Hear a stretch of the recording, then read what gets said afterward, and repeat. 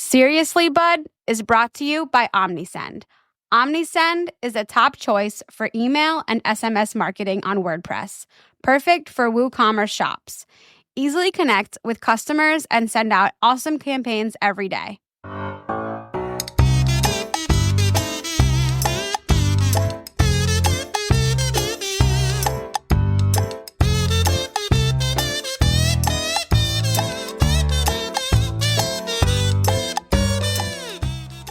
Hello, my name is Bree, and welcome to Seriously, Bud, a podcast featuring an unexpected conversation with someone in the WordPress community. And now it's time for my dad, Bud Kraus. Thank you, Bree. You know, I had so much fun last week speaking with Peach Neary that I thought I would do this all over again. Now, I'll be back at the end to give you my thoughts about this week's episode. It's number 38. So here we go. Aaron Campbell, welcome to Seriously, Bud. You are an outgoing introvert. Oh my goodness, starting off like deep here, bud. Yeah, so, I guess introvert, as I began to realize that that's what I was, you can look at some of my talks that I've given and see a bit of my life story around finding that out. But when I found out I was an introvert, a lot of people thought that I was shy. There was kind of a lot of confusion around that. I was frustrated because I was trying to run a business and I wanted to be extroverted, but it was like kind of terrible and exhausting to be extroverted. And kind of over time, I started to realize that being shy and being introverted are not the same thing. And I can be outgoing. I love to talk to people. I do. I enjoy having those conversations, but the introverted part is like where the energy comes from or goes to. And when I am talking to people, when I am in groups, especially bigger groups, it is amazing, but exhausting. And it just burns through my energy like crazy. And so as I've kind of realized that I'm outgoing and an introvert, it makes me know that I want to go talk to people, but I need to conserve the energy so that I can. It's made a huge difference kind of understanding that about myself. Well, you were the very first person that brought to my attention, hey, Bud, everybody in the WordPress community, most everybody is an introvert. And I had never thought of that until you raised that point to me. And then I realized, oh, yeah. And of course, doing all these podcasts and talking to people, there's no question about it that people identify as an introvert. And they always say the same thing. Geez, after I do a talk or meet with people, whatever, I'm exhausted. And of course, one of the things that you said too is, and this is so important for people who don't understand, shyness and introversion are not the same thing. Yeah. And I actually kind of love our space for the fact that it's such a great place for introverts to be able to succeed in life, in a career. Our space is really good about that. You can be very good at what you do and still be introverted. It isn't where only extroverts succeed. Well, I love it when you hear that, introverts are geniuses and artists and stuff like, I don't know, but who knows? But I look at it as you're inward looking compared to outward looking. It doesn't mean that you don't like people or that you don't want to talk to people. It doesn't mean any of those things, but you tend to be drawn inside as an introvert. And that, I think that's sort of what separates introverts from extroverts. And the extroverts that I know really don't have that sense of internal vision that we do. I think one of the big things for me is if you think about when you are the most productive, especially the most productive for the amount of energy you're investing into the thing. For me, like my peak performance is when I'm by myself, focused on a thing, working through a problem. Some people's peak performance, the place where they do their best work is in groups, is when they are out with people. Maybe some people do their, maybe even in our space, some people do their best work like in a booth, talking to a bunch of people. And that's amazing, but that's not me. For me, my peak performance is when I'm focused on a thing and kind of working by myself. I think that's a pretty good kind of rule of thumb of the difference between introverts and extroverts. Think about where you're at your absolute best. And if that's with a bunch of people, maybe you're a little bit more extroverted. Let me take you back in time to when you were born. You were born in San Diego or in Eastern County of San Diego. Is that right? Yeah, I was born and raised in San Diego. Boy, this podcast is going to go start to finish, isn't I it? don't always go in order. So yeah, let's start from the beginning. And did you go to school in Southern California? I did. I went to private Christian schools in Southern California for both grade school and middle school and high school. And did you have brothers and sisters, or? I had one sister, one younger sister. And you get along with her? Boy, that has been on. Boy, seriously, bud, you really are digging in deep. Here's the couch right over here. So, I think that it's been on and off throughout our lives. When you're living with somebody, especially as a kid, and you're, kind of figuring out who you are. There were times where my sister and I did not get along at all. And there are times where we've gotten along a lot better. Her and her family live about an hour from me here in Oklahoma now. And yeah, I think that we get along pretty good. Okay, now. well, I have to ask you, because this really blows my mind. You grew up in San Diego, not a bad place to grow up. What are you doing in Seminole, Oklahoma, the middle of, as you said, and this is really true because I looked it up on the map, nowhere. Did you know that Seminole, Oklahoma was an oil boom town of 100 years ago? And as a matter of fact, it was bigger 100 years ago than it is now. It has shrunk over that time. Now you really are getting completely away from anything work into something really personal. My parents had moved out here and found a piece of property that they loved and wanted to sort of live on and retire on. My grandparents came out to stay with them as they, retired. And then my grandparents started having health problems. My grandfather ended up with having Alzheimer's, and life was pretty difficult with regard to that. And my grandma had serious heart problems. And so it was too much for my parents to take care of them, as it turned into needing to care for them. In this wonderful WordPress space, I had the ability to be working remotely, so I could kind of work from anywhere. And my grandparents were a really big part of my life growing up. They were actually a big part of my wife's life growing up as well. Her family and ours were really Now, hold close. on a second. Are you talking about two sets of grandparents, or tell me about that? One set of grandparents, my mom's parents. Right. Oh, I see. Yeah. And so we moved out here to the middle of nowhere, Oklahoma, where my parents had found some property they loved to help take care of my grandparents. We took care of them until they passed and have stayed out here ever since. That must have been a hard move for your grandparents. I mean, that's not an easy thing to do. I don't know. They built a house on my parents' property that overlooked a pond. They had a beautiful view and a house that was kind of custom made the way they wanted it. And I do think that there were a lot of aspects that were hard in the move, but there were some that they really fell in love with too. So I hope it was good for them. Yeah. Now, your parents, hopefully you will not fail this question, because everybody screws this up or doesn't know the answer, which is, do you know how your parents met? How my parents met? They met at church events. That's about the extent of what I can recall right offhand. That's better than most. Yeah. That's way better than most. And you met your spouse. How? Honestly, that's a harder question than I think, but. Hey there, pardon my interruption. I just wanted to take a second to tell you about the WP.world. It's the place to go to find out what people in the WordPress world are doing and let others know what you're doing too. That's the WP.world. Now back to the show. So we were very, very young. Our parents met each other when my wife and I were like 2 or 3 years old. My dad owned a tow truck company. Her dad owned a machine shop kind of place that worked on equipment. He would work on my dad's trucks, and the families kind of became friends. And somewhere around like 2 or 3 years old, I met my now wife. And honestly, the real answer to that question is I don't really remember, because I was so young. I just don't really remember a time before her. So was it love at first sight? No, I'm just kidding. So she has been in your life forever?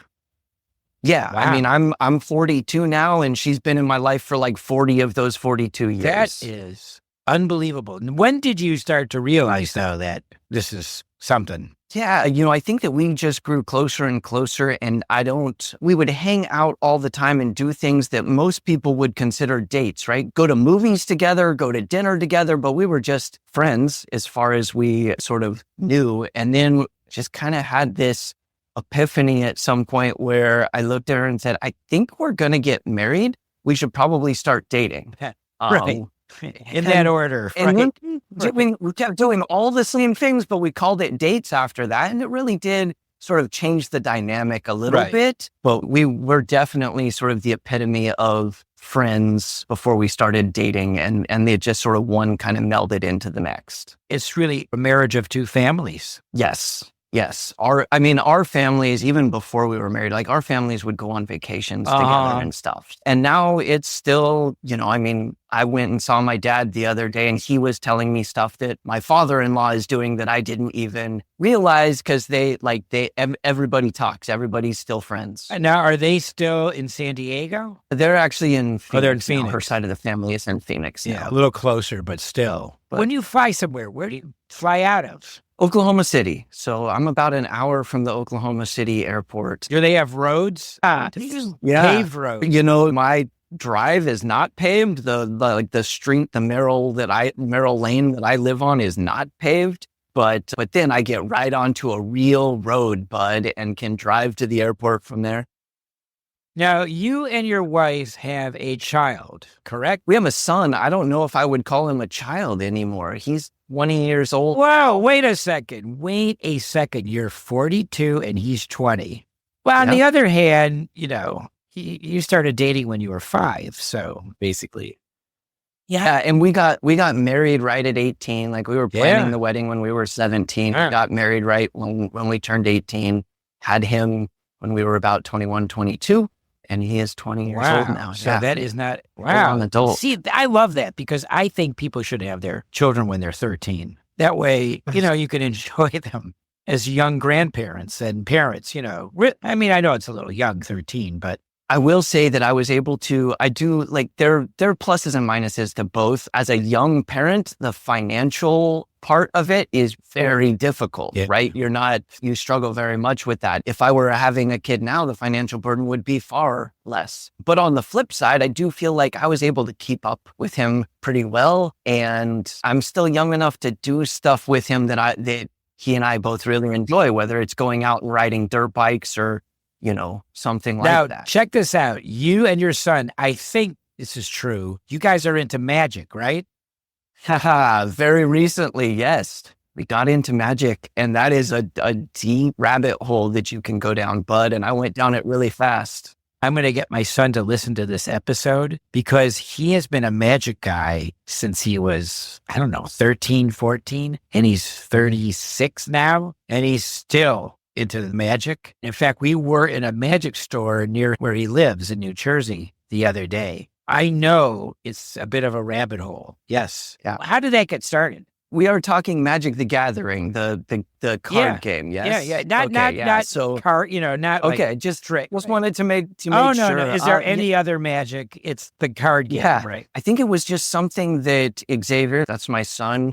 We play tabletop games a lot, but as a family, but had never gotten into, and, he was interested. And I like to find stuff that he and I can do together, whether that's going out and doing stuff like dirt bikes or playing inside and letting our geek flag fly.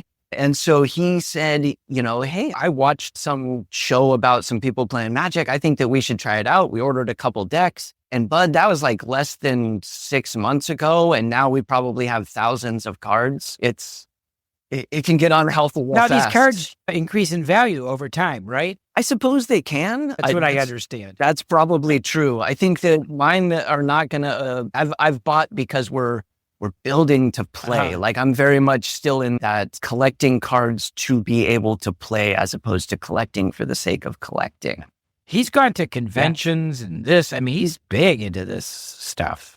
Yeah. He's a gamer. Would you call yourself a gamer? No, I would say that I was a gamer at Uh-huh. one time. And like many things I do, I got a little too far into it and started losing touch with the rest of stuff in life. And my wife said, hey, over here, reality. And so I still game, but very casually. So most like gamers would not consider me a gamer. Huh. Yeah, we had to break it to my son's then girlfriend that he was a gamer because he didn't tell her. So we sort of accidentally told her. You mean he didn't tell you that he's a gamer? Because that's a whole nother. It's a whole thing for sure. I get it. Now, your wife, does she work? She does not. She stays home. You're working out of the home. Do you guys get in each other's way at all? I mean, I suppose sometimes, but very rarely. I have this nice little working space, although, I mean, I guess nobody else can see the video that you can see right now, but she does have a desk right behind me. But because she's not like working and taking meetings and stuff, even when she's back there doing stuff, it's not really in the way. Yeah. Yeah. Told me in your intake survey that you like fast things. Anything that's Yes. fast, you like. Like fast cars, fast motorcycles, doesn't matter if it's on the dirt or on the asphalt. I definitely enjoy going. How about fast. airplanes? I've been flown places. Oh. I've never flown a plane.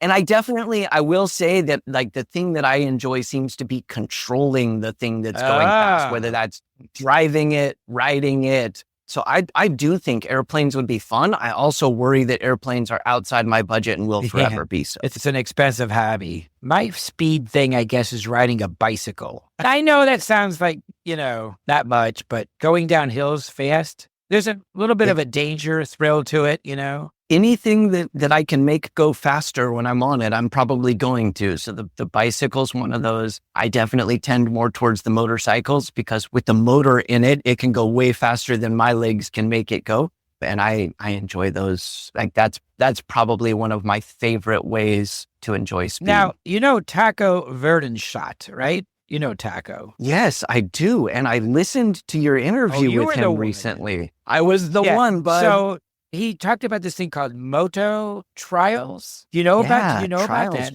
Trials writing. Trials writing. That one, yeah, so I knew that I had seen him make mention of this before. I knew that he was interested in it. I had no idea he did some of that himself. And I gotta share, I said that my parents bought a big chunk of property out here, like they wanted to retire, found property that they loved out here. They have a few hundred acres just, I don't know, about 5 miles from us. And my dad's very much into dirt bikes. And as soon as he got the property, he started putting tracks on it. There's a motocross course, there's a woods course. And over the last handful of years, he started having a trials race competition, I guess. They're not really a race, trials competition from a local Oklahoma trials group out at his property once a year. And that blew my mind because every time I've gotten on a motorcycle, it's been to go fast. And these guys get on motorcycles and do things with them that I would not have thought possible. They look at a sheer face and say, you know what, I'm going to ride up that.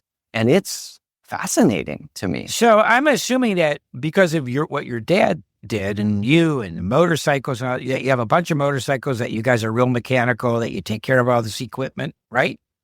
Ooh, my dad is very mechanical. I lost that gene somewhere along the way. I think that I spent all my time playing with computers and not enough paying attention to what he was doing with all those motors.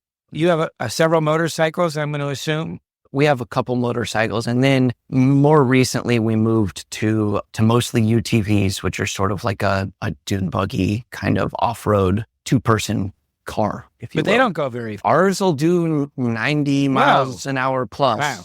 Yeah. And you have so much land out there that you can just go as fast as you want, wherever you want, right? There's nobody there. Yeah, my son actually helped my dad put a rally course in on his property. So now there's one that car can race on, and it's super fun. Now, how many people live in your town? Ooh, I want to say that we're about 10,000 people. Well, that's more than I thought. It's very spread out though, so it feels really like there's 10,000 people, but the actual like space of Seminole, Oklahoma is pretty large. And is there a movie theater, Walmart? There's not a Walmart. That's nice. Actually, there is a Walmart?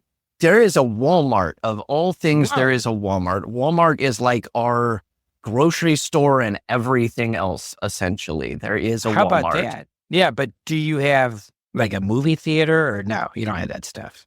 There was like a 2-screen movie theater. It went down to 1 screen for a while. Now it's open sometimes and closed sometimes. Oh, how about this? Do you have a drive-in movie theater? We don't. There's no drive-in here either. Have you ever been to a drive-in movie theater? I have. So actually that kind of creates some fond childhood memories. There was a drive-in movie theater in Santee, California that we would go to when I was a kid.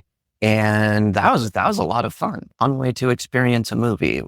Bring the whole family, sit in the car, eat some popcorn. Now, you probably travel a bit. Like, is there a favorite place that you've been to? You know, I love experiencing new places. So generally, like my favorite tends to be the one I'm about to go to that maybe I haven't experienced before.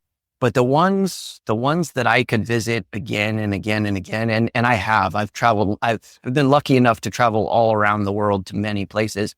I love Boston and I love San Francisco.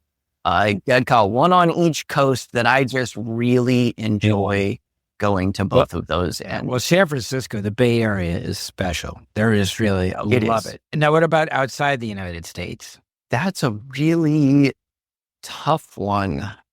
But I have enjoyed so many of the different places that I have gone. I think it's maybe not the right answer because I'm falling back on the place I'm about to go. Oh, yeah. Where are you about to go? I'm going to be going to Tokyo in December. And oh, my goodness. I'm super excited because I've never done Tokyo. Wow. So. That's for State of the Word, I'm assuming. Yes. Oh, my God. Yeah. That's quite a ride from where you are to Tokyo. It is a long jaunt. Enjoy that. I've never been to any Asian country, but this show's not about me, so who cares? All right, so I am going to ask, this is the time we're going to talk a few minutes about WordPress, the thing that we normally don't talk about. Before I ask the question, WordPress is software which lets people create websites and publish whatever they're doing online. It's open source and all that. Okay, that's enough of what WordPress is. Oh, what? I really didn't do a good job explaining, but that's okay. All right. So what do you do for work? I am director of product at A2 Hosting. I manage all of our products here from bare metal hosting to manage Okay. WordPress. Now, for those who don't know, A2 Hosting is a web hosting company. Yes. So where people who need WordPress websites, they go to A2 Hosting, and that's where the hosting takes place. And you have all these different services. I would think the services mean products, right? And you're the manager of that. I'm in charge of our line of products, of making sure that we have something that meets the needs for everybody that's trying to get their business, their idea, their whatever online. And what did you do before this? Before hosting at all, or before A2? I've been in the hosting industry for a while now. I worked at Endurance International Group or Newfold Digital before this, and GoDaddy before. Oh, so you've been around. I mean, for a young guy. Before that, I ran my own agency. Of course you for a did, number of because years. that's what everybody did before they... That's what we all do. It's how we all get started. So you were one of those people that made websites for a living. I did. I say, oh God, because I just can't stand making websites except for me. I can't do it. So, I mean, I don't want to put that all down, but I mean, it's hard. It's very hard to do. As I don't have to get into that, right? No. Yeah, I think different things for different people, obviously, but yeah, I mean, there's definitely a need for people to get online. Not everybody's capable of doing it themselves, and it gave me the chance to help people do that. I mean, it can be a very rewarding and fulfilling thing for people to do. So I'm not, at all knocking it or anything like that. It's just that for me. I enjoyed it. I would not want to go back to doing it right now, Bud, but I enjoyed it when I was doing it. I think it's really, for people in the WordPress space, it's a very important experience to do sometime in their career, is to make websites for others. I mean, it's sort of one of the core experiences that people have in general, that kind of a thing. All right, we are getting to the end. Oh, before we do, you and your wife, you guys, so, I mean, obviously you have television there. So is there something that you guys like to watch? Oh, yes. Right now, I am like just waiting with bated breath for the last Only Murderers in the Building to come out. We thought that we waited long enough to binge the series in one go, but the final episode doesn't come out till Tuesday, and we are just dying waiting for Okay, it. so Aaron, I don't watch TV. Okay, it's partly because of my vision. It's partly because I'm too impatient to watch anything. But is this the one with Steve Martin and Martin Short? Steve Martin, Martin Short, and Selena That's right. Gomez. I forgot Selena. Yes. I call him Steve Martin Short, and Selena Gomez. Yeah. Yeah, because I knew the buildings, my wife loves it. And I love Steve Martin Short. I saw them about 2 years ago, and you can't stop laughing. They're just beyond brilliant. That pair has always done such hilarious stuff. And for somehow Selena Gomez fits in that pair so amazingly, like extremely surprising. I was very surprised, but it's been great. And every season I am just waiting for it. So Yeah, yes, there's something that we are watching. I was thinking about them the other day, and I thought, there was once Jerry Lewis and Dean Martin. This is way before you. It's Abbott and Costello, way before me. There've always been these teams, and those two are going down in history. The great thing about it is they're very good friends, obviously, and they make fun of each other. Don't we all make fun of our friends Oh, of course we do. And usually those jokes are between the people that we're making jokes with, and we think they're so funny, but chances are they're not funny to the broader public. In their case, they are. And, I just love listening to them. So we have reached that point of the show. Oh, I didn't tell you this, that I'm going to ask you this question. Now, maybe you have heard what I do at the end, which is I want you to give me the name of one and only one person that you think I should interview for Seriously, Bud. Seriously, Bud. The only one thing is really hard here. And I'll be honest, I'm not 100% sure who all you have had. Well, on it's this okay. podcast. I still remember. I will tell you if we've already done that person. But I think that someone that you should absolutely talk to is, of course, now my mind is going to blank. Give me just a second to make sure I've got it's Sarah Glenn. I don't know Sarah Glenn. She is going to be doing a lot with WordCamp US for next year. She's also working a lot on State of the Word right now, helping with a lot of the events going forward. She has a background in event production stuff, and I really think she's going to help take some of our WordPress events, especially our US flagship, to the next level. Right. And so I think she would be fascinating to talk to. Now, where does she live? I have never been to wherever it is that she lives. I don't know. I only work with her. I saw her at WordCamp US. I work with her through Slack. I think that's kind of the amazing thing is I don't know where 90% of the people that I work with. Well, you need to hear my show that more often because I usually talk about where they live and all that other stuff. So, you got to go back and listen to the old episodes. I really enjoyed the couple that I listened to this weekend. So I'm going to have to go back and listen to them all. But me too. So, because they're all like my children now. I look at them, I go, I love this one, I love that one, I love this one. And it's all because it's the people that I love, and their stories, So you'll put me in touch with her if and when the time comes. Yes, I will absolutely make that introduction. All right, Aaron, you're fantastic. I really don't know you all that well, but every time I see you, you usually say one or two things to me that I never forget. Thank you for all of that. I feel like every time that we're in the same place, we get a chance to talk. We do? I love talking to you, Bud. You've always got unique ideas and perspectives. And that, to me, that outgoing part where I said that I like talking to people, that's part of why I love getting everybody's unique perspectives. Yeah, and that's why I like talking to you. Thanks again, Aaron. Thank you. All right, take care. Hey, I didn't know that Aaron does not know how or where he met his wife, loves anything that goes fast, and aptly calls himself an outgoing introvert. Did you? Now don't forget, you can subscribe to Seriously Bud wherever you get your podcasts. And until next time, thank you for your time.